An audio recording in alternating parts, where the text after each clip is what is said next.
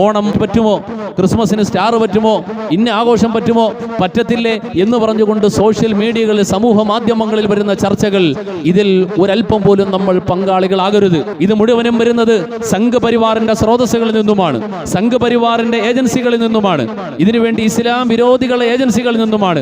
ഇസ്ലാമിന്റെ ശത്രുക്കൾ അവരാണ് ആ പോസ്റ്റ് ഉണ്ടാക്കുന്നത്, അവരാണ് അതിന് അടിക്കുറിപ്പ് കൊടുക്കുക, അവരാണ് ചോദ്യം ചോദിക്കുക, അവരാണ് വന്ന് ഉത്തരം പറയുക, അവരാണ് അതിൽ കമന്റ് രേഖപ്പെടുത്തുക, അതിൽ മുസ്ലിം പേരുകളാണ് കാണിക്കുക. ഫേക്ക് ഐഡികളിലൂടെ മുസ്ലിങ്ങൾ പറയുന്നത് പോലെ, മുസ്ലിങ്ങൾ സപ്പോർട്ട് ചെയ്യുന്നത് പോലെ ഒക്കെ തുരുതുര എഴുതിവിടുന്നതും തുരുതുര കമന്റ് ചെയ്യുന്നതും ഒക്കെയും ഒരേ കേന്ദ്രങ്ങളാണ്. അഫ്ഗാൻ യുദ്ധം തുടങ്ങുമ്പോൾ അഫ്ഗാനിസ്ഥാന്റെ മലമടക്കുകളുടെ സാധുക്കളായ മുസ്ലിമീങ്ങളെ കൊന്നുകുഴിച്ചു മൂടാൻ അമേരിക്കയും ബ്രിട്ടനും ഇറങ്ങിത്തിരിക്കുമ്പോൾ അവർ അതിന് പിൻബലമായിട്ട് സമൂഹമധ്യേ പ്രചരിപ്പിച്ച വീഡിയോകൾ, മുസ്ലിം സമൂഹം അമുസ്ലിമീങ്ങളെ പിടിച്ചുകൊണ്ട് നിർത്തിയിട്ട് അല്ലാഹു അക്ബർ പറഞ്ഞ തലവെട്ടുന്ന ചിത്രങ്ങൾ, കഴുത്തറുക്കുന്ന ചിത്രങ്ങൾ, ആ ചിത്രം കാണിക്കപ്പെടുമ്പോൾ കൂട്ടത്തിൽ ബാങ്കിന്റെയും പള്ളിയുടെയും ചിത്രങ്ങൾ, ഇതൊക്കെയും വന്നത്, ആ ചിത്രങ്ങളൊക്കെയും സെറ്റിട്ട് ഷൂട്ട് ചെയ്ത ഒരു റൂമിന്റെ ഉള്ളിലെ നാടകങ്ങളായിരുന്നു എന്ന് 500 ചില്ലുവാനം ബില്യൺ ഡോളർ അതിനുവേണ്ടി മാത്രം ചിലവഴിച്ചു എന്ന് പറഞ്ഞത് ബ്രിട്ടന്റെ പ്രധാനമന്ത്രിയായിരുന്നു. പിന്നീട്